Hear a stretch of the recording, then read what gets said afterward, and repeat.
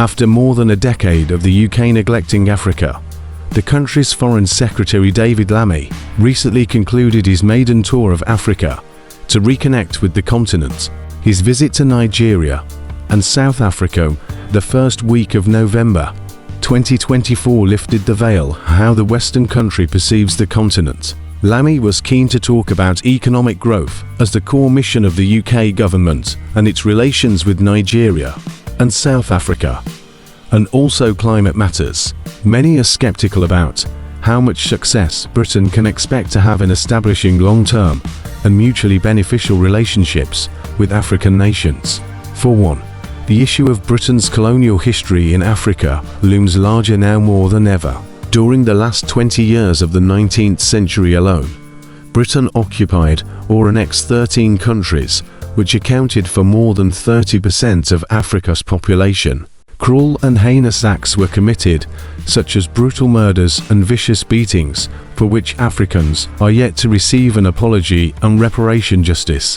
Thousands of documents detailing some of the vicious acts were systematically destroyed to prevent post-independent governments from using them in pursuit of justice. When the Commonwealth Heads of Government meeting charm at the end of October, just a few days before Lammy's visit to Africa, the UK government downplayed the British problem in Africa. This will have significant implications and will, without a doubt, derail relations.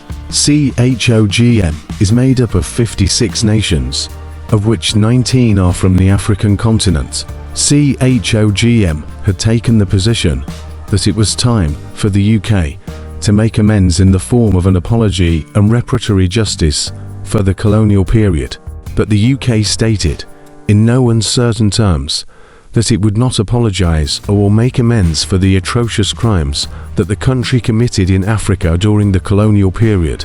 These were startling remarks, as images of women and children penned like cattle for the slave trade, and men chained like wild animals, and villages burnt have never been far from Africa's collective memory. The UK may intend to take on its new journey to re-engage with Africa, but will soon find out that Africa has no appetite for diplomatic platitudes in what seemed like a frail attempt to soften the blow.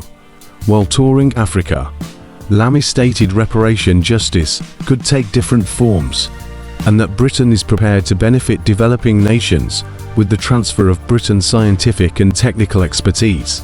Against this backdrop of a painful, dark history and Britain's new ambitious plans for Africa, one may doubt if Britain's strength can match its ambitions in Africa. It has its own growing and pressing challenges at home, where the cost of living has skyrocketed and homelessness is a top concern.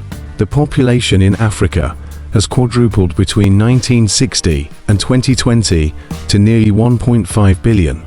UK-Africa trade relations declined from 2012 onwards, and yet measures to rectify the decline were not taken until now. There are those who perceive Britain as having abandoned Africa at its time of need. Having been taken its precious gems and artifacts, Africa had nothing more to offer Britain.